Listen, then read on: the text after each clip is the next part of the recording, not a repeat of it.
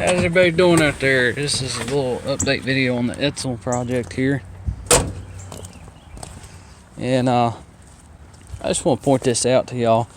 If y'all got an edsel, don't do what I did. I messed up. The long story short is the drums, when you pull them off and separate from these hubs, don't do that. If the drums look really nice, I would highly recommend just getting them turned. That's all I would do. Don't ever separate them like that, because when you get them drums turned, you can actually get them turned with the hub already on it. So don't worry about that. Just pull the whole drum and leave the hub and everything together. But I learned the hard way on that, because now I'm having a bunch of issues. Because what I did is I took a hammer and knocked all the studs out of this hub. But long story short, I bought new studs, and I've had a lot of issues trying to find the correct ones that press in right. So I bought new studs for this side, and they're really tight around this drum when you put the drum on, and it won't sit flush all the way back. If you can look up in this hole here, and it's not all the way against the hub. So they're really tight. But what I'm gonna end up doing is, I messed up. I shouldn't have did that. But what I did to correct this is I went ahead and got a whole nother drum for each side, and I'm gonna just put new races in the replacement hubs, we'll call them, and that way it'll correct it. But yeah, don't ever do what I did. Don't ever knock these studs out, because I had a lot of issues and had to go back to the parts place about 3 times, and I had to measure them, because they're 1/2 inch 20 thread is what they are. They're 1/2 inch 20, and I had a lot of issues with trying to find the right studs that would press in right. And the first ones I got, you could take your thumb and press right into the hub, and they were just loose as all get out. So then I got a little bit bigger sizes, a little bit bigger, about 0.612 thousandths, something like that is what they're supposed to be. And the next ones I got were 0.626 thousandths, which is way too big.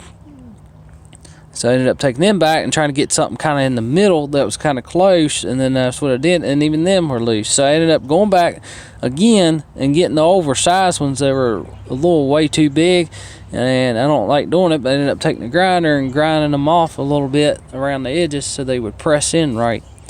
And then after I did that, now I'm having issues with this drum fitting on. Now I could take and drill these holes out a little bit more around the drum there, but I'm not going to do that. I just decided I'm just going to get a whole nother drum and hub and just leave them together. Don't ever separate them like that. You know, you better off just to find a whole nother drum and leave them together like that. Because I messed up on that, and now it's kind of put me back a little further. Now this car's going to be down a little bit longer. But that's just something to point out there. Don't ever do that, because they are meant to be separated. But the thing is leave them together like that. This one is still intact. I didn't take this one apart, thank goodness. So this one's still good. So I still got one good one. Then I just ordered another a good used one that's on the way to fix the one on the pasture side, and hopefully that'll take care of all my issues. I ended up spending more money than what I had to. If I would have just left it together and just had them turn, it would have been fine, because when they set this up, they can they got the tool that actually fits in these races there, and they can turn it like that. And that's just the better off way to go like that. So I would just highly recommend leave this all together as one piece, pull it off as one piece, and put it back on as one piece. That way you won't run into issues like I had. Now I went ahead and put new races in it and new bearings, because I'm doing all new wheel bearings, and I'm doing all the brakes at the same time. I've had a lot of trouble trying to find the correct brake shoes for this car, and I will list a lot of part numbers to help y'all out there. Even if you got a 59 Galaxy, it's just about the same thing, or a Fairlane. But all y'all edsel people out there that's doing brakes and having a lot of trouble with it, I'm gonna list all these part numbers for these races, for the hubs and all that, and that way to help y'all out. Now these are the 2.5 inch drum brakes. Some of them are 2 3/4, but mine happens to have the 2.5 inch brake shoes, so I will list all the part numbers for that. But this will make it a lot easier. I had this drum turned. This is the one I wish I wouldn't have separated, but this one's been freshly turned. But the bad part about it is I won't be able to use it. I mean, I might be able to, but I'll have to figure something out. But I ended up just ordering a whole nother hub, so I might just keep this one for a spare. But I just had it turned. It looks beautiful though. But we'll come up with something with it. But I can give y'all the wheel studs that I've used there. They were 610-109. It's a Dorman brand. And another one is 610-122. And one of them is a little bigger than the other. I had to end up actually taking them back.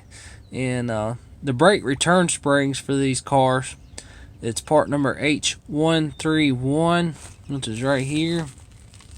It's part number H131. That's for the return springs on the brake shoes. And that is for these. I'll show y'all.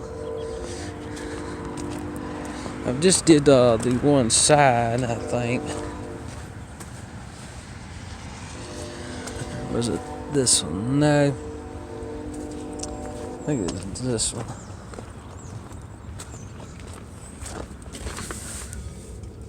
Bear with me.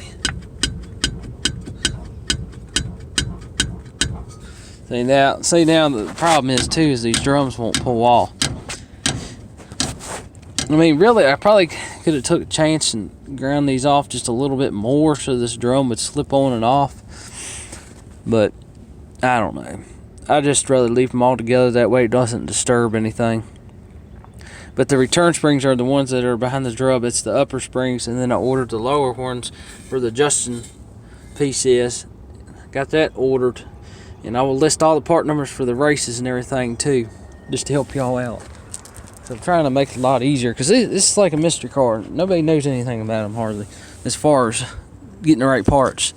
But I got brand new shocks on the back. Actually all the way around really, but they're Monroe shocks.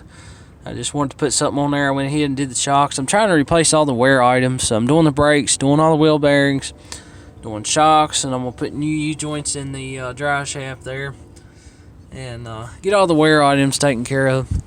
We'll have to do ball joints too, but I want to get this car. Right now it's got antique tags on it, which, I mean, it's R8, but I want to get that switched over to regular tags, because in Virginia with the antique tags it's a lot of restrictions with it, and you can drive it, but it's limited to how many miles and all that stuff. And right now I want to get this car straightened out, because once I can get it straightened out and get all my tail lights and all working in it, I have no tail lights in it right now, so I got to go through that and figure out what's going on with that. I'm probably going to have to run all new wires to it, and I've actually bought a whole new wire and harness for it that I'm going to put on it, and get all these taillights working. But got to get everything straightened out on this car here, because Virginia got to have everything inspected, and eventually I want to get this car to where it'll pass inspection, because I'm going to have to get some glass too for the doors, because that's not going to pass. And the reason why I want to put regular tags on it, that way I can drive it anytime I want and ain't got to worry. But that's kind of where it's at right now. So right now I'm just kind of waiting on parts, and kind of messed up. I wish I wouldn't have never pulled that drum off and separated it like that, because it caused nothing but a lot of issues. Now I'm going to switch this car over to a dual master cylinder, and just to be a whole lot safer, that way we don't lose brakes, because that's what happened to begin with, is I lost brakes. And once you lose back brakes on it, one of my brake lines on the rear end actually blowed. It was actually on that side over there, on the passenger side. It had blowed out, and then once they blow out like that, you know, you have absolutely no brakes. So I would highly recommend, if you got a single master cylinder, I would pull that thing off and put a dual on it. And to do it correctly on this car, the best way to do it is I'd go get a dual master cylinder, and you need to get you like a brake distribution block. Now my Chevelle has one, and the reason you need that is so that when you tie in the brake lines, the front and rear are entirely separate from themselves, as well as having the dual master cylinder. That way, if you lose front brakes, you still have back, or vice versa. You lose back brakes, you still have front, so you still have some way of getting stopped, basically. Now, I mean, I want this car to be mostly original, but stuff like that, as far as that master cylinder, that's getting upgraded for sure. I'm not keeping the single. I don't like the single. They're not very safe, in my opinion. And that's a really, really cheap upgrade. They're really not that expensive, and that's just, you know, peace of mind and insurance, because I don't want to tear this car up. But that's why I'm upgrading it. I'm actually going to take these mirrors and shave these mirrors off the fenders here, and I'm going to get a different style mirror, and I'm going to probably actually move them back here to the door, and we're actually going to put one on the passenger side as well, so we have both mirrors on both sides, and just make it a lot more visible, because sitting in this car and looking way out to that fender, it's really hard to look out and see, especially when you're driving it down the road. I had a lot of trouble with that, trying to see out. And I think if I move them back to the door like they normally would be, it'd be a lot more visibility. So I ordered a new rear view mirror. You can't hardly see out of it. I don't know what's up with it, but I ordered a whole new mirror. You can get them really easy. They're like $20-30. They're pretty inexpensive. But I got that ordered, and I'm going to order the outside mirrors and put new mirrors on it. That way to make it a lot easier to see. And I got to figure out something about the power steering and the brake booster. I'm going to have to go to a smaller brake booster, because it's not clearing the valve cover, and somebody had just threw that on there, and it's not correct anyway. I want to get that corrected. But trying to get all the little stuff worked out of it and get the brakes back on it. Once I get my other hub in, then I can bend up my new brake lines, because I'm going to have to put all new brake lines on this car, because I'm not going to chance any of that, and plus they're pretty rough anyway, pretty rusty. And the ones on the front ain't really bad, but I'm going to do them all and be done with it. That way they're right. And plus I'm going to have to redo them anyway. And that way, because you'll have the brake line that goes to this one, and then you have one on the passenger side. They'll be tied into that distribution block, and then you'll have the one that actually goes to the back. And then you got two more ports on it that goes to the master cylinder. One goes to the front of the master cylinder, and one goes to the back. And that's how, that way it keeps everything separate, so your front and rear are entirely separate. Now, originally the way this car is currently is it's a single master cylinder, and they're all tied in together. So like I was saying, you know, you lose front brakes or back brakes, you blow a line, anything like that, you know, you lose brakes entirely. So that's why we're going to do it right, and we're going to upgrade to a modern style on it, and just make it a whole lot safer and have a little peace of mind there.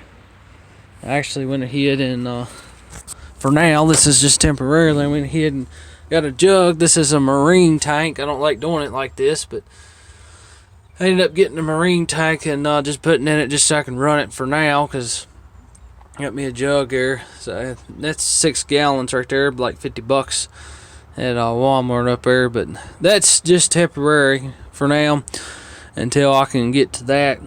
But my main concern right now is getting the brakes straight, because I want to get them all completely straightened out, get this car stopped like it's supposed to, and then I want to come back to these tail lights, check these out, see what's up with these, and get these working. Because I don't have any lights. I got headlights, but I don't have tail lights or anything else. So we're going to have to look into that, because that's got to be fixed. That's a good way to get a ticket. Can't be driving it like that. But I'm going to end up probably getting a 59 Galaxy tank for this car, and I'm going to have to modify the neck to fit it, because on the Galaxy the neck is a little bit over more this way versus the edsel, it's more in the center. So we'll have to get that and modify that tank a little bit to make it work, because they don't reproduce gas tanks for these cars, unfortunately. I wish they would, but it's just impossible. Even trying to find a good used one, I just rather just buy a new one anyway. That way you got to worry about trash in it and getting in the carburetor and messing all that up. But that's kind of where we're at, and get all the brakes straightened out. It may have been this one that I put new shoes on. No, not this one. But the return springs are these. That's the ones I was talking about. You can actually buy these new, because I wanted to replace all the springs in it.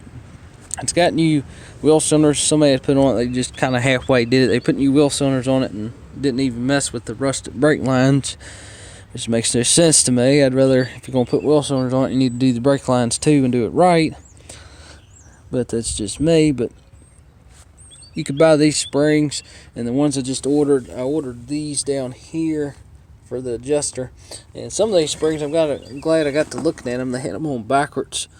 This one's correct, but they had them faced the other way.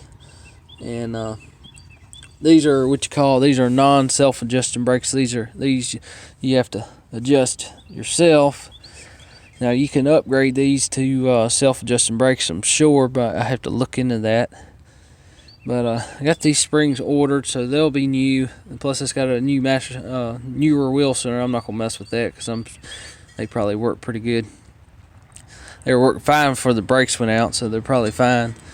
And I'm gonna take these drums because I got to looking at these drums, and they're really not that bad. I mean, they're not really grooved or nothing. But I'm just gonna take them up and have them turned. And I think they've already been turned already because they look a little bit thin. But these drums for the back are almost impossible to find. They actually do reproduce them. I got to looking around forever, but I don't like the way they fit, and I'd rather have the originals. So I'm gonna try and do the same thing I did to the front. I'm gonna end up doing to the back. I'd rather just get a nice pair of originals and have them turned, or either I'll turn these. These will probably clean up pretty nice. But you're better off if you can turn them. That's just the best way to go.